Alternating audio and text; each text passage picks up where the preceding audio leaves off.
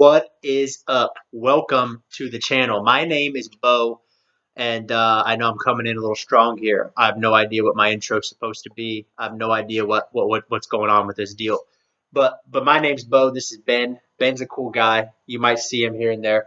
Um, this video, what I wanted to make a video about is about why I decided to even come to China in the first place. Um, I'm from the U.S. Some of you guys who have seen my videos, you'll probably know how I ended up here. But I lived in Australia for about almost 3 years when I was working there, and you know I started I think picking up Chinese in Sydney. Very multicultural place. Tons of Chinese, Korean, Lebanese, Nepalese, Maltese, pretty much everything. Burmese. So I really quickly got associated with like multiculturalism. Um, and where I'm from in Denver, Colorado, that's my original hometown. Nobody there other than like white people, black people, and Mexican people. That's it. If you so like I was Mexican by default, right? Out here, people started saying, "Man, is this guy Lebanese? Is this guy Greek, Italian? What the?" I don't even know what I am anymore, to be honest with you. Um, but anyway, so yeah, if you're back home from where I'm from, you're either one of those three things. Okay, so if you're really dark, you're black. If you're middle, you're Mexican. If you're light, you're white. That's it. Sprinkle some Asian in there, but you never see them. So when I got to Sydney, and I was, I've always been fascinated by Asia, so that's kind of always been a thing, but mostly Japan. I think everybody, the millennials, maybe next generation under, we've kind of all had this. We grew up on like Dragon Ball Z, grew up on anime, things like that. So we've always kind of had this liking, this affinity with anime, but that's Japan, right? So I didn't really know much anything about Korea. I didn't know anything about, really about China other than like Panda Express Chinese food. And then when I got to Sydney, I was living in Chinese suburbs and Korean suburbs, so I really started kind of getting in that culture and in that groove. And I've always just been a curious guy about, especially about culture and languages, and just finding a way to connect to other people. It's always been a passion of mine. Wanting to get to know people and know their stories and know how they were brought up and things like that. So, for me, when I was in Sydney and I started getting Chinese friends and going to Chinese restaurants, I started just writing little things down, basics like everyone starts out with ni hao. I think I knew that. I think I knew like, some pickup lines like, piao liang and things like that. But anyway, so I just started just hitting that, and practicing that. And I think I really started getting serious about maybe 9 months before I was leaving Sydney.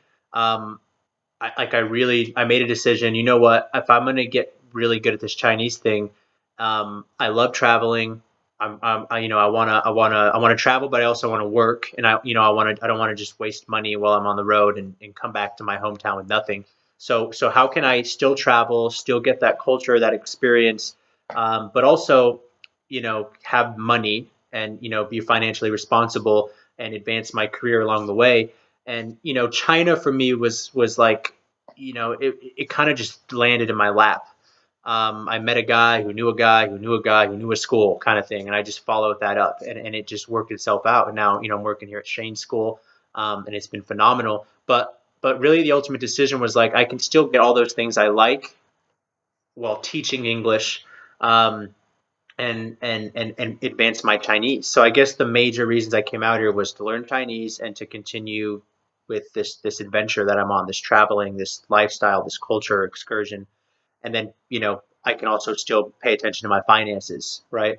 Um, and so when I got out here, I've been out here 3 weeks now, and it's honestly been great. Like, and put China aside for a second, there's just something that you will get as an individual, man, woman, young, old. If you have the ability to go travel and live in a place for a year, 2 years, 3 years, right?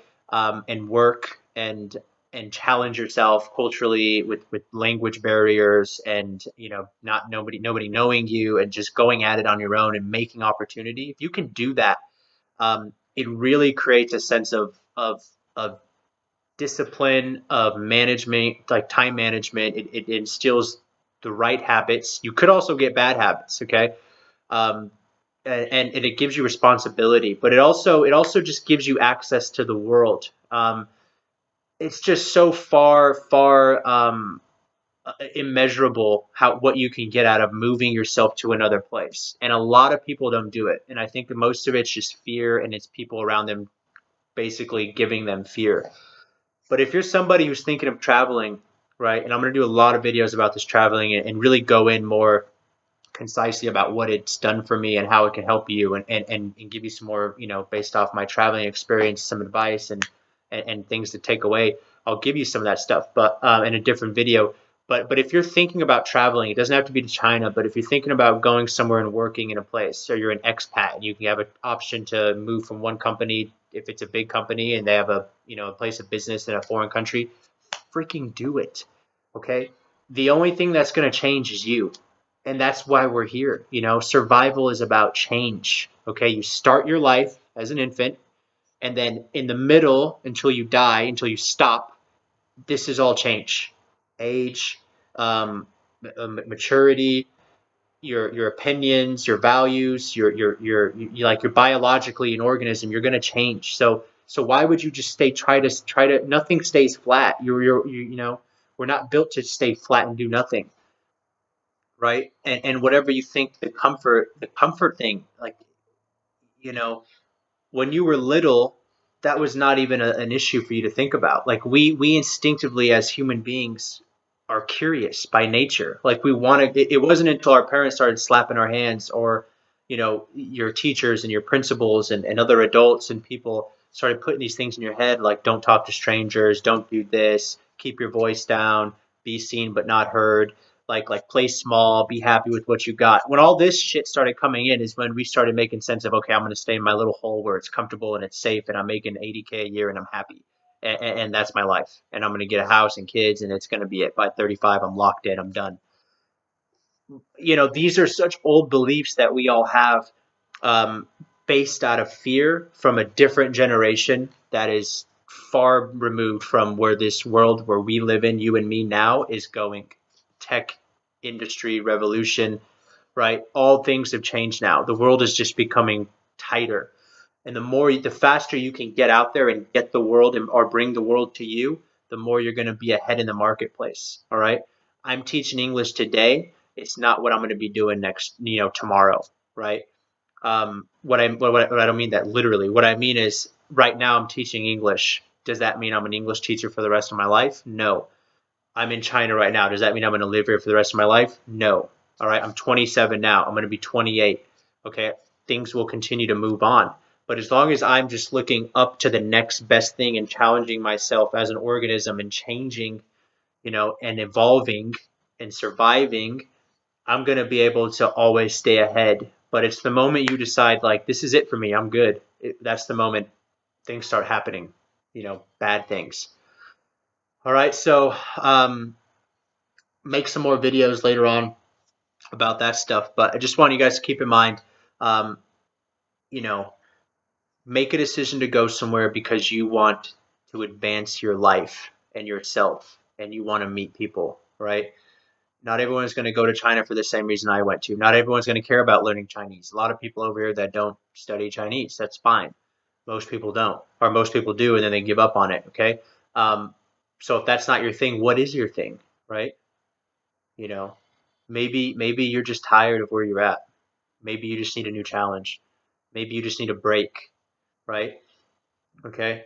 Um, but think about it. Really think about it, because there's only something. The only thing that would happen, you coming out of this, is you become a better version of yourself and a more rounded person. And the world is filled with people that are just one dimension, one thought. Okay. We need more people around us that have more to offer because of things that they've seen and experienced. We need more rounded individuals, and you can be that person. All right. So thanks for tuning in, guys. I'll catch you next time on the video. Me and Ben are going to be coming at you. See you later.